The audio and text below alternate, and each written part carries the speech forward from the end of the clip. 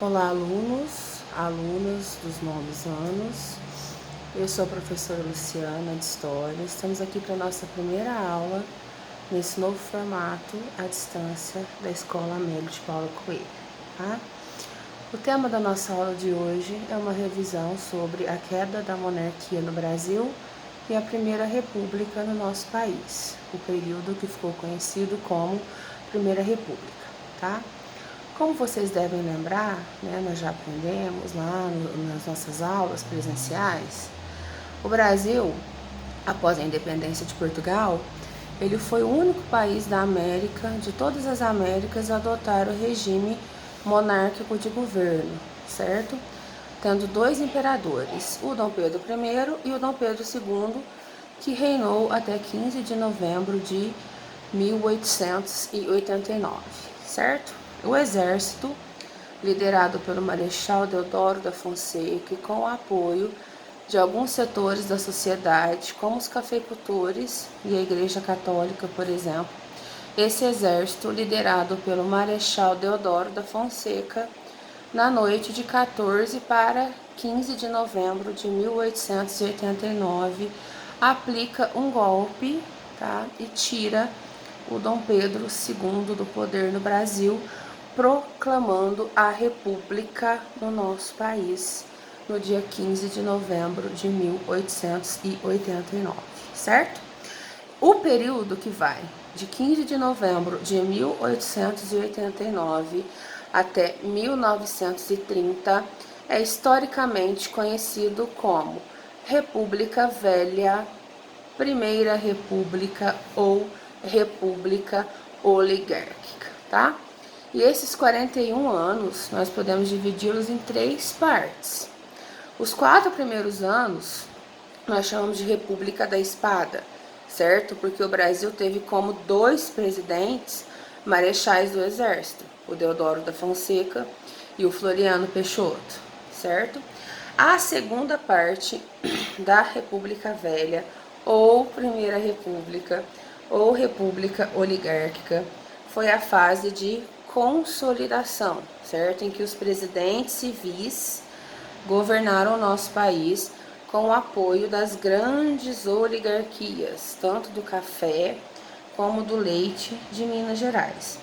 E a terceira parte, né, dessa república, dessa primeira república, foi a crise, ou seja, a parte que levou a seu fim, que começa em 1921 e culmina lá com o golpe, né, no presidente Washington Luiz em 1930.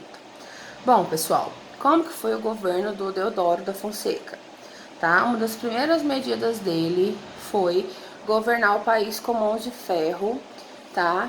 E promulgar a nossa primeira Constituição Republicana no ano de 1891. Quais as principais características dessa Constituição?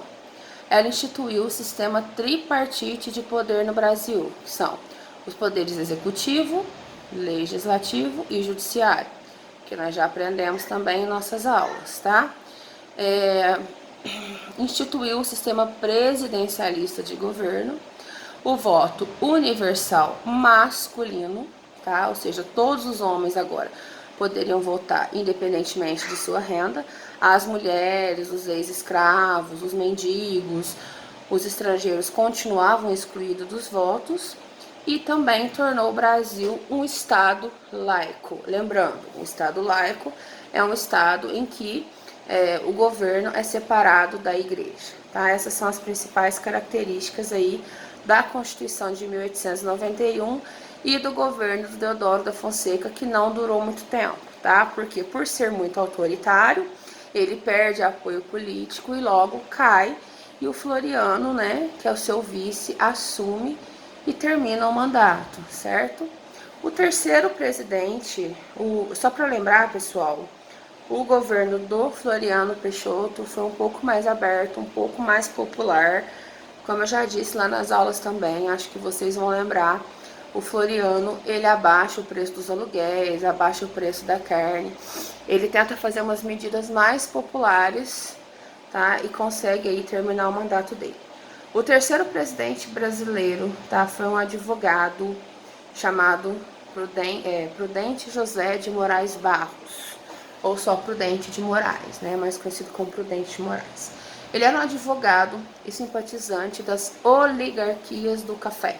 Tá? Foi a partir do governo de Prudente de Moraes que as oligarquias cafeeiras têm a sua ascensão no cenário político brasileiro.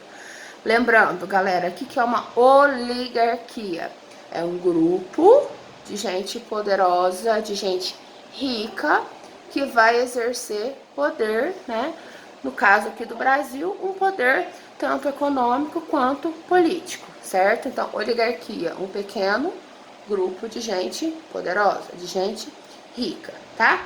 Essas oligarquias cafeeiras, representando o estado de São Paulo, se juntam nessa parte aí da Primeira República às oligarquias produtoras de leite de Minas Gerais, tá? E começam a fazer conchavos com os governadores estaduais e com os grandes proprietários de terra das regiões, que ficaram conhecidos como coronéis. Esses conchavos é que garantiu a famosa política do café com leite aqui no Brasil, certo? O que é a política do café com leite? A cada 4 anos, um presidente representante ou da oligarquia do café ou da oligarquia de Minas governava o Brasil, tá? Então eles se alternavam no poder, tá? A cada 4 anos, um presidente representante dos cafeicultores governava, terminava o mandato dele de 4 anos, um presidente representante das oligarquias do leite governava, tá? Como que eles chegavam ao poder, tá? Por causa dos coronéis, né? Os grandes proprietários de terra ali da região, que garantia que as pessoas, que os homens ali daquela região votassem naquele presidente que eles queriam. Comprava voto, tá? E se essas pessoas não votassem, eles obrigavam essas pessoas a votar forçadamente, né? Que é o que a gente chama de voto de cabresto. Essa prática, pessoal, chamada coronelismo, ela ainda existe até hoje, tá? Conforme nós já vimos nas nossas aulas lá também, certo? Então, essa política dos governadores, né? Que os governadores, eles pediam apoio dos coronéis para eleger o presidente, é chamada política dos governadores. Essa política garantiu a política do café com leite. E os governadores, eles acabavam dando poder para esses coronéis nas regiões, e esses coronéis até hoje, em regiões como o Norte e o Nordeste, exercem o poder de governo nesses locais, tá? As pessoas, elas procuram ajuda desses coronéis, enfim, é Brasil, né, pessoal, né? Não acabou ainda a política do coronelismo aí no Brasil, ainda não, certo? Aí no final, pessoal, eu passei uns exercícios para vocês sobre, né, a aulinha de hoje, que vocês vão ter que explicar aqui para mim. Ah, só para lembrar, a economia aí na Primeira República, ela foi predominantemente agrária, tá? O principal produto de exportação era o café, certo?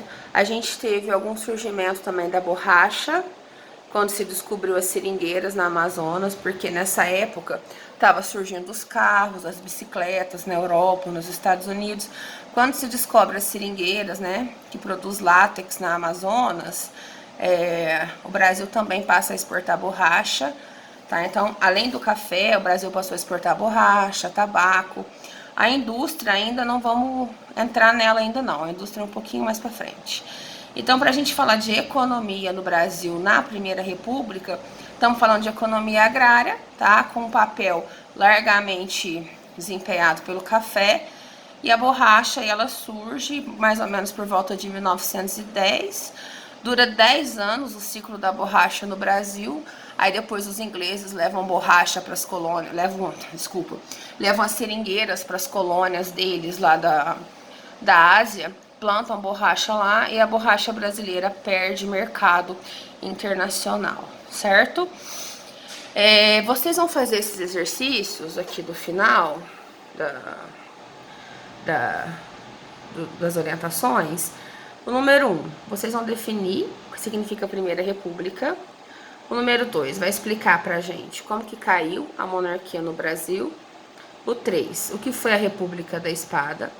O 4 vai fazer uma linha do tempo, né, com datas, certo? Explicando como que é as 3 fases da Primeira República. O 4 vai explicar o que é oligarquia. O 5 vai explicar o que é mandonismo, clientelismo e coronelismo, né? Mais ou menos eu já falei para vocês. A 7, o que foi a política dos governadores. A 8, o que foi a política do café com leite. A 9, a economia na Primeira República. E a 10, um breve resumo de como foi o fim da Primeira República, que eu vou mandar correção para vocês durante a semana, tá? Na quinta-feira nós vamos fazer plantão, o Lucas, o Zé e eu, na correção, para a gente poder tirar todas as dúvidas, certo? Na próxima aula, nós vamos ver um pouquinho sobre as revoltas da Primeira República.